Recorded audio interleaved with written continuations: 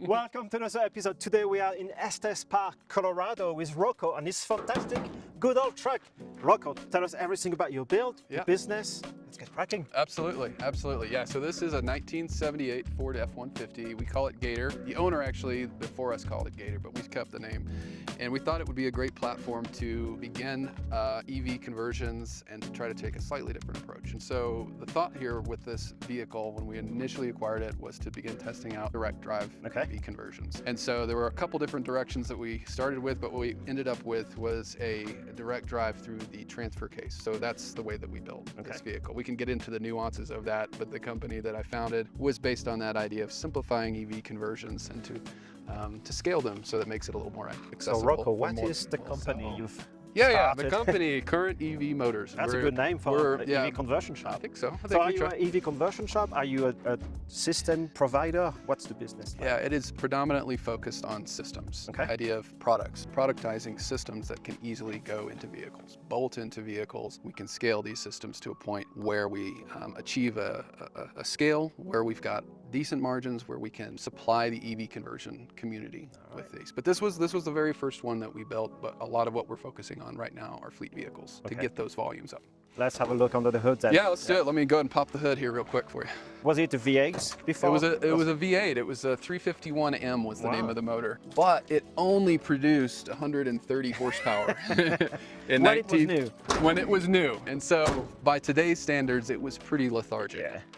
So creating an EV system that beat that number was not too challenging. So how much better is it now? It's right now, we're sitting at around 200 horsepower, something like that. The torque is right there about 250, something like that. But it's a lower voltage system. So this was one of the first, like I said, the first one we did. And since we built it, we've moved on to higher voltage systems. So this is about a 150 volt system that we're looking at here. Tell us everything about the drivetrain, the motor, why you opted to use the transfer case, the original transfer case, and where you're taking this. Yes, so again, the thought with the company was to simplify EV conversions. And in my head when we started this company was if we can eliminate the most complex part of a vehicle, engine transmission, then we can kind of lean into that place where things are a little bit simpler. And so we had initially started with the idea of putting the motor directly on the rear axle. We were looking at axial flux motors. At the time, those axial flux motors were somewhat inaccessible. They were very, very expensive. Plus the gear ratios didn't quite lend itself to completing a conversion that was cost effective. So we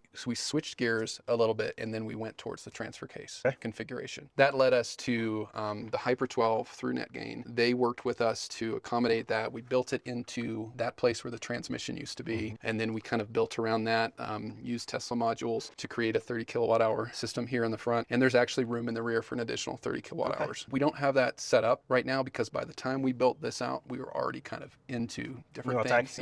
But going back to the motor, what does it take to use Hyper 12 compared to Hyper 9? I'm not sure because I haven't done a Hyper 9, honestly.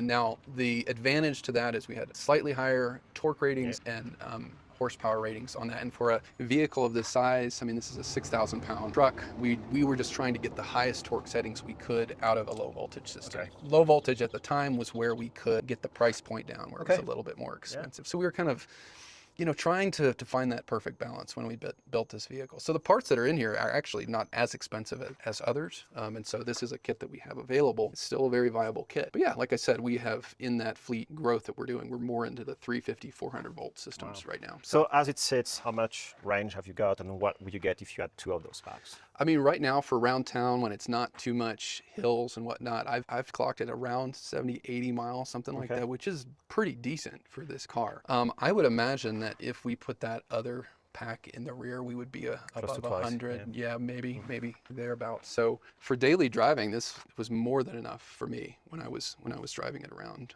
So it's a lot of fun. It's very torquey, good vehicle, but it was, like I said, it was a first pass at building EVs when we did this. Let's go through the other components and why you chose them. Sure. Well, the Tesla modules were the most accessible things that were available at that time. So we chose them because they were, for the form and the price, it worked out quite nice. The Ampervolt box is excellent as well too. They designed a great product here, and so we were quite happy with that box that they provided us for that. The controller that came with the motor, it was just paired with one another, and we've kind of built them so that they were attached to one another. They were kind of separately designed, but we created a mounting charging system that allowed them to sit within that system. Well, you have the luxury of having lots of room. Got a lot of room in here. And I believe is this a Thunderstruck? Yeah, I think this is a Thunderstruck charger here. And we had Thunderstruck BMS, I believe that's in here. We've got a Bosch pump here that drives our power steering system. And we went ahead and deleted power brakes altogether because the regenerative power of that motor is strong enough. It's very, very strong. It's enough to slow this thing down. And I really just hit the brakes at the last. Do you have drum brakes on this in the back? Drum on the rear, disc on the front. It's all set up the same way it was originally, so it didn't have to touch that. Also didn't really have to touch the wire harness. So we tapped into the original wire harness through the 12-volt system, and then we have the DC to DC converter right on the back of the battery box. Shut off for high voltage, and we got shut off for low voltage, and then kind of a double circuit breaker there as well too. It's great that everything is so accessible if you need to work on anything. Not that Very it's gonna easy. break, but Right. That's the nice thing about starting with a big vehicle like this. You just got space, and the chassis can handle the weight. So we made no changes to the front suspension. This is exactly the way suspension was set up. Because the weight of the battery pack is roughly the same as the original V8 transmission. Yeah, about give or 700 take. pounds, thereabouts. Sits at the exact same height. The dynamics are very, very similar, but smoother, faster acceleration. All right, as you said, this is by today's standard older technology. Correct. If you don't need a huge range or high performance, that's perfect. Where do you take your systems, your business to the next step? The next step is to work with modules that are brand new, cooled very cleanly. There is less interface or less custom work between the BMS system, the DC to DC converter, and the charger. Having it all within one battery pack where it can easily go into the engine compartment or in between the frame rails, that's where we see next level. And that's where we're designing to. We've worked with Felton on some of those systems. And so we're excited about that as kind of the next level where we can really push these boundaries and get these systems into. We're focusing on a lot of trucks, SUVs, larger vehicles, fleet type vehicles, where we can have the higher number of orders, really kind of get to a place of volume orders to push some of these margins and make. So the plan is to have a complete system based around one battery pack that you can replicate and distribute around the country. Yeah, one battery pack with a drive system that's paired perfectly with that. We feel we can control the quality better with that. The safety is a higher standard, and then it's accessible not only to EV conversion shops but to specialty shops that are either interested in, like I said, fleet vehicles or maybe Land Rovers, Toyota people, Jeep people, Ford people, Chevy people, whoever. They know these cars, but they want a powertrain that can go in easily without tremendous amount of training for their technicians. Again, bolt-on, plug-in, and fully reversible is a key aspect of those conversions. We don't design anything that requires any cutting of sheet metal or welding onto the frame or anything like that. These are all bolt-in type of systems. How will you be charging those new battery packs? I think having a range of charging options is very important, whether it's level 1, level 2, or level 3. We want to be able to make sure that that's an option for customers. I never really charged any further past level 1 with this vehicle because it's such a small battery pack. You don't really need to. Didn't ever need to. I just overnight it would fully charge, and that was good for about a week's worth of use on this one system. But as you get into larger battery packs, obviously you need well, you get more range, so you want to charge when you're on a trip. If you want to tow with your truck or just move stuff around. Right, you need a bigger battery pack and. So what type of capacity are you thinking? We like the 55 kilowatt hour right now for our customers. Our customers, like I said, are mostly fleet type folks that have universities, cities, municipalities. They may not go further than 50, 80 miles a day, something like that. So selling them a system that is too big adds cost. It's counterproductive then. Unnecessarily for some. What about if I want performance and do burnouts all day? I think that's not out of the realm of possibility with that size of battery. And the 400 volt architecture also. Yes, you can still do racing and high performance, things like that. To my knowledge, understanding, the only reason to push a huge 100 plus kilowatt hour system is if you really need extreme range. You really have got to go. Extreme. So what we learned through this was that to drive a car around for most daily use, you don't need a big battery. Right? I mean, most Teslas and other battery vehicles like that, they're competing with gas vehicles, and so they have those big batteries. So before we built this, we were in that same mindset, but now that was kind of a learning exercise. All right. So, let's see the interior also. We haven't checked it out. Yeah. What did you use for your dashboard? So for the dashboard, what we wanted to do is we wanted to keep this as stock as possible, just with we didn't want to change the vintage vibe too much.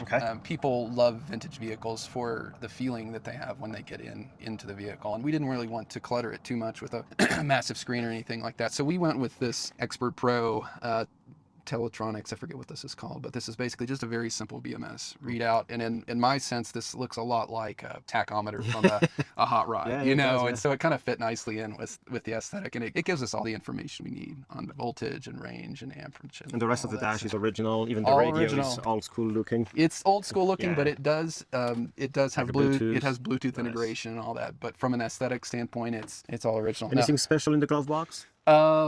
Yes, actually, we do have a readout for a secondary readout. Don't mind this. This is cool, highly actually. technical. I lost the wiper washer handle, so I'm using a vice grip. What do we have here? Is that for the eating, or do you have heated seats? No, this is the The main eater? no, sorry, this is the regen control. Oh, okay. Yeah, so we have but this was actually taken from I think it was a snowmobile. But yeah, we've got a high, off, and low on regen. When I first started driving the truck, it was a little disorienting having the regen. I hadn't really driven much with, yeah. so I've kept it off. But now that I'm used to driving it, I just keep it on high all the time. It has that sort of feeling of downshifting, you know, with a manual transmission. Yeah. So I just kind of keep it on high. But yeah, in the glove compartment, there is I think it's a USB port as well as a secondary battery connector. And we don't really mess around with it much anymore, but when we were first setting up the vehicle, we would have the laptop in here and we would be making adjustments based on the USB that's through the glove compartment that's in there as well too. But very much we were trying to go with an aesthetic in here that was cannot just really tell old it's school. been converted. No. I mean, obviously there's no exhaust pipe, but that's about it. Even behind the fuel flap. Yeah, you got a chaff. we were actually, when we were building this, but for logic reasons, it makes a lot more sense to put the charger under the hood because you're just closer to the batteries. But we made the decision that it's just the way you do it. It's just aesthetically, it's works. just cooler. Yeah, it is. So we put the charge port right here, and it's Any always mounts good. to the diffs or the rest of the drivetrain? Didn't touch anything. Stock, yeah. It's all stock up until the transfer case. What we haven't mentioned is where you're based and how to reach you. Yeah, we're in Austin, Texas. Mm-hmm. Website currentevmotors.com. Easy enough. And we're on LinkedIn and we're on Instagram. Instagram, yeah. So, You're not on Facebook. No, I know you're not. No, we're not on Facebook. Yeah. No, we tried that for a little bit, but for some reason we decided against it. Facebook is picking up. You should give it a try. Is it coming back? Yeah. Yes, Okay. it is. Yeah. All right, guys, if you like what you saw today, let us know in the comments below. Give us a thumbs up. And guys, we'll see you in the next one.